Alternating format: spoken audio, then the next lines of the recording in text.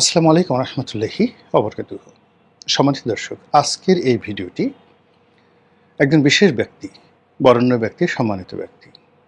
এই সম্মানিত ব্যক্তিকে বর্তমান সরকারের মধ্যে লুকিয়ে থাকা কিছু মানুষ অপমান করেছে, অসম্মান করেছে।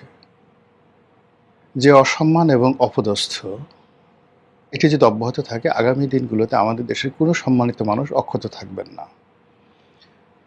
দ্বিতীয়ত, এই বিষয়টি যেভাবে নিন্দিত হয়েছে, যেভাবে আলোচিত হয়েছে এবং যেভাবে এইটি একটা কলঙ্ক রূপে সরকারের উপর আরোপিত হয়েছে, এটি যদি অব্যাহত থাকে, এ সরকার কিয়ামত পর্যন্ত মুখ তুলে দাঁড়াতে পারবে না। কাজেই একজন সচেতন নাগরিক হিসেবে আমার কাছে মনে হচ্ছে যে মাননীয় প্রধানমন্ত্রীকে এমন কিছু বলা, যে কথাগুলো তার দলের লোকজন বলতে পারবে না।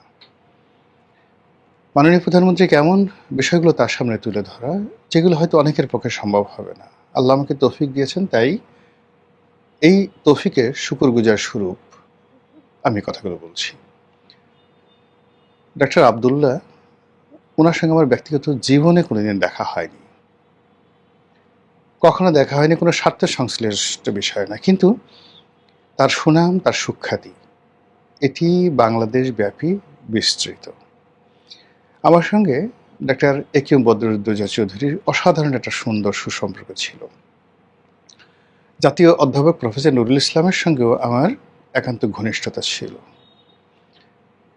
তো আমি যেটি এখন শুনতে পাই বহু মানুষের রেসপন্স, সেটা হলো প্রফেসর আবদুল্লাহর যে মানবিকতা, তার যে চিকিৎসা বিজ্ঞানে তার যে দক্ষতা, এবং একজন চিকিৎসা বিজ্ঞানের শিক্ষক হিসাবে তিনি পুরো এই চিকিৎসা অঙ্গনকে, সেটা বঙ্গবন্ধু মেডিকেল বিশ্ববিদ্যালয়, যেটি এখন বাংলাদেশ মেডিকেল বিশ্ববিদ্যালয় হয়েছে, সেটা থেকে শুরু করে তিনি যে বিষয়ের অধ্যাপক সেটা সহ পুরো চিকিৎসক সমাজের বটবৃক্ষরূপে এখন জীবন্ত কিংবদন্তি। আমাদের দেশে বিভিন্ন সময় বিভিন্ন শ্রেণী পেশার মানুষ তৈরি হয় যারা অনেক ব্রিলিয়ান্ট। যেমন একটা সময় হার্টের যে অপারেশন, এটা বলতে ব্রিগেডিয়ার মালেককে বোঝানো হতো। আচ্ছা, তারপর ধরুন ব্রেনের সার্জারি, নিউরো সার্জারি বলতে ডাক্তার রশিদ উদ্দিনকে বোঝানো হতো। আর ব্রেনের মেডিসিনের যে চিকিৎসক বলতে এখন এই বাংলাদেশে কিংবদন্তি আছেন ডাক্তার কাজী দীন মোহাম্মদ।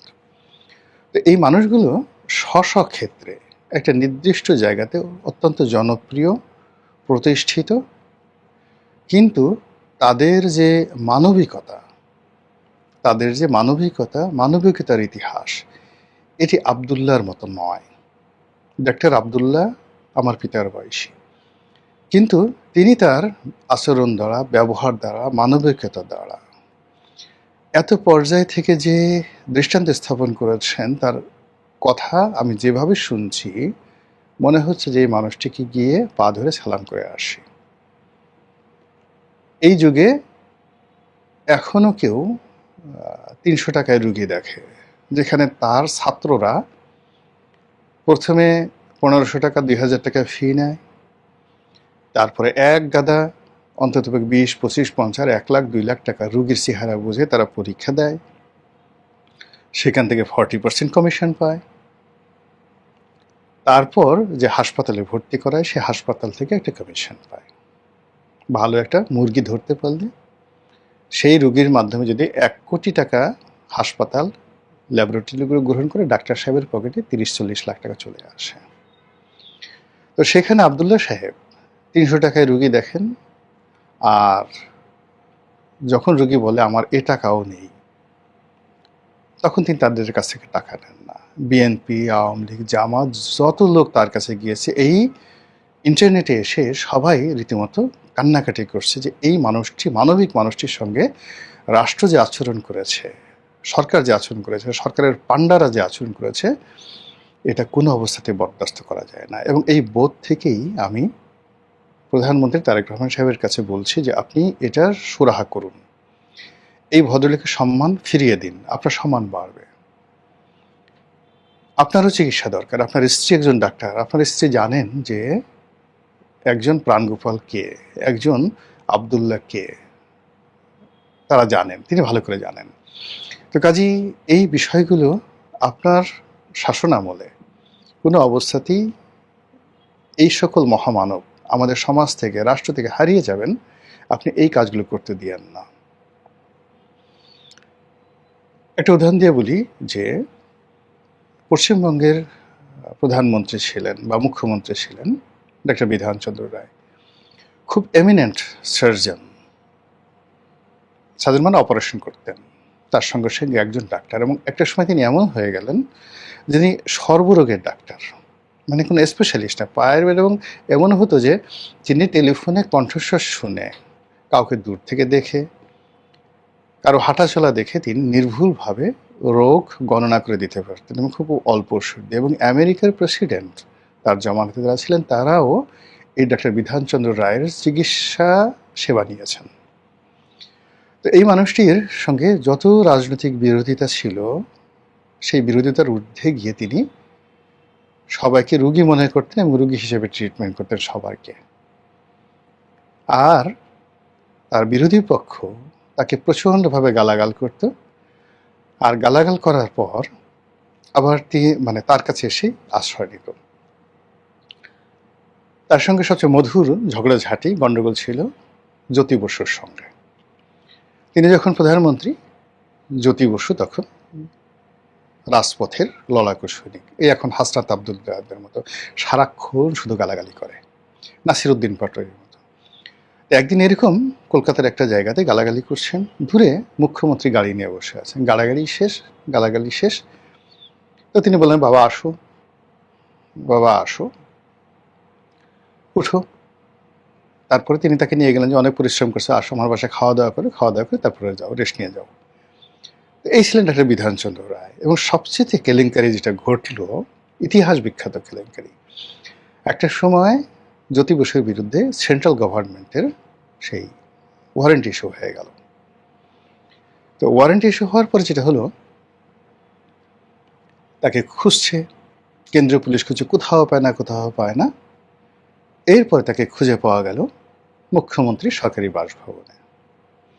সমস্ত পত্রপত্রিকা সি সি সি সি, এটা কী ধরনের কথা, এই মুখ্যমন্ত্রীর চাকরি যায়, সব সাংবাদিকরা তার সাক্ষাৎকার নিতে আসলো। সে বলে যে, দেখো বাবা, আমি বুড়ো মানুষ, আমার আসলে এই একটা বাড়িতে আমি একা থাকি, ছেলে কেউ নাই, এক কোনায় থাকি।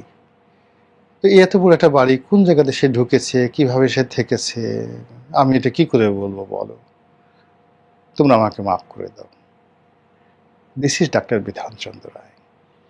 তো এই যে একজন ডাক্তারের যে মানবিকতা, তার যে হৃদয়, তার যে ভালোবাসা, এই জমানাতে পৃথিবীর যত বড় বড় চিকিৎসক রয়েছেন, শুধু বাংলাদেশ নয়, ভারতে, আমেরিকাতে, ইংল্যান্ডে, সবার ওরকম একটা বড় হৃদয় আছে।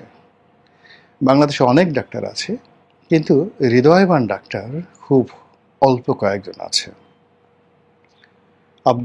ডাক্তার আবদুল্লাহ এদের মধ্যে বটবৃক্ষ। এই যে তরুণদের মধ্যে ডাক্তার কামরুল, এই যে কত হাজার রোগীকে তিনি বিনামূল্যে কিডনির অপারেশন করে দিয়েছেন, মানবিক ডাক্তার। তার হাসপাতালে এই বিএনপি লোকরা পান্ডাগিরি করলো, কালের কণ্ঠে রিপোর্ট ছাপা হলো, এই ভদ্রলোককে সাহায্য করার জন্য সবাই এগিয়ে আসলো। কামরুল সাহেবের বাইরে আরও কয়েকজন তরুণদের মধ্যে অনেক মানবিক ডাক্তার আছে। আচ্ছা, আপনি দেখেন এই যে ডাক্তার জাহিদ এখন আছেন, প্রধানমন্ত্রীর ঘনিষ্ঠজন, তিনিও তো একজন মানবিক ডাক্তার। এখন যে এই যে বার্ন ইনস্টিটিউট, এটার যে পরিচালক ডাক্তার নাসির, বিএনপি করতেন, আওয়ামী লীগের জমানাতে তার চাকরি যায় অবস্থা, কিন্তু তার মানবিকতা, তার শ্রেষ্ঠত্ব, তিনি যে একটা প্লাস্টিক সার্জনে একটা রিমার্কেবল বড় ডাক্তার হবেন, এটা আওয়ামী লীগের ওই জমানাতে যারা আওয়ামী পান্ডা ডাক্তার ছিল, সেই পান্ডারা বুঝেছিল। বোঝার পরে তাকে চাপের উপর রেখেছে, কিন্তু চাকরিচ্যুত করে নাই, অপমানিত করেনি। ফলে দেখেন সেই ডাক্তার নাসির এই জমানাতে এসে বার্ন ইনস্টিটিউট, যেটা শেখ হাসিনা বার্ন ইনস্টিটিউট ছিল, এশিয়ার সবচেয়ে বড় ইনস্টিটিউট, এই ইনস্টিটিউটের এখন পরিচালক। তো এখন এই সমাজকে তো ধারণ করতে হবে। সব জায়গায় যদি রাজনীতি করেন, ডাক্তার আবদুল্লাহর মতো মানুষ তো আসলে তার প্রফেসর এমিরেটস হওয়ার দরকার নেই, কারো সার্টিফিকেট দরকার নেই। আচ্ছা, সে যদি খালি প্র্যাকটিস করে সে কত কোটি টাকা ইনকাম করতে পারে মাসে? তার পিজি হাসপাতাল থেকে, বঙ্গবন্ধু হাসপাতাল থেকে, এখন যেটা বাংলাদেশ মেডিকেল করা হয়েছে, বিশ্ববিদ্যালয় করা হয়েছে, এখান থেকে কি কোনো তার টাকার দরকার আছে? যে সম্মান তাকে যারা দিয়েছে, সেই সম্মান কেন দিয়েছে সে নিজে জানেও না, কিন্তু এই সম্মানটা দেওয়ার পরে এখন সেগুলো আপনি ছিনিয়ে নেবেন এবং আপনার নাম ব্যবহার করে, প্রধানমন্ত্রীর নাম ব্যবহার করে, বিএনপির নাম ব্যবহার করে যারা এই কাজগুলো করছে তারা কোথায় ছিলেন? ডক্টর আবদুল্লাহর অভিযোগ তার বিরুদ্ধে, সে প্রধানমন্ত্রী, সাবেক প্রধানমন্ত্রী শেখ হাসিনার চিকিৎসক ছিলেন। So what? আপনারও চিকিৎসক হতে পারেন। শেখ হাসিনার উকিল ছিলেন ব্যারিস্টার রফিক, সে কি আপনার উকিল ছিলেন না? আপনার মায়ের উকিল ছিলেন না? তার কাছে কি আপনার স্ত্রী যাননি? কান্নাকাটি করে তাকে বলেননি যে আপনি আমাদের মামলা দেন? তো শেখ হাসিনার উকিল যদি আপনার উকিল হতে পারে, শেখ হাসিনার ডাক্তার কেন আপনার ডাক্তার হবে না? কিন্তু এই যে একজন আবদুল্লাহকে যদি আমরা মেরে ফেলি, এই পরিণত বয়সে সারা জীবনের 50 বছরের প্র্যাকটিস, শ্রম, মেধা দিয়ে আজকে তিনি যে পর্যায়ে আসছেন, যতক্ষণ পর্যন্ত তার সেন্স আছে তিনি জাতিকে সুখ দেবেন, এখন তাকে আমরা অপমান করছি। যে মাটিতে গুরুজনকে, সম্মানিত মানুষকে, মেধাবী মানুষকে অপমান করা হয়, সে মাটিতে গুণীজন পয়দা হয় না। আপনি শুধুমাত্র তার সম্মান ফিরিয়ে দেবেন তা নয়,